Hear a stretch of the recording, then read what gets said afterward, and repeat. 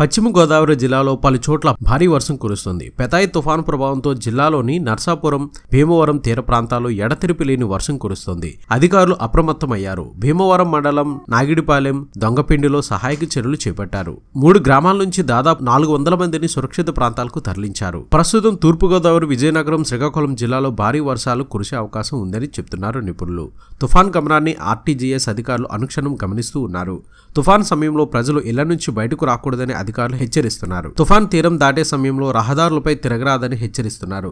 లోతట్టు ప్రాంతాల ప్రజలు సురక్షిత ప్రాంతాలకు వెళ్లాలని అన్నారు. అయితే ఈ తుఫాన్ దాటికి ఒక మోస్తరు ఇల్లు తట్టుకోవడం కష్టమని అధికారులు సూచిస్తున్నారు. ఇది సముద్రంలో ఉండగానే తీరం దిశగా భారీగా ప్రభావం చూపిస్తుంది. సముద్రం చాలా ప్రాంతాల్లో ముందుకు వచ్చింది.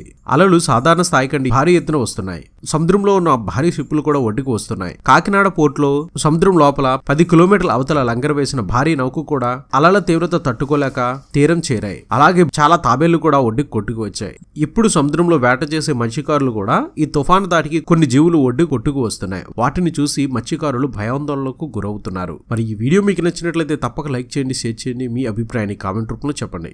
ఇది బులెటిన్. మరొక తాజా బులెటిన్ తో మీ ముందుకు వచ్చేస్తాను. అనుక్షణం మనకు మూవీ అప్డేట్స్ అందిస్తున్నాం మన ఎస్వీఆర్ మీడియా యూట్యూబ్ ఛానల్ ని సబ్స్క్రైబ్ చేయండి, మమ్మల్ని ఆశీర్వదించండి. Please subscribe and thank you.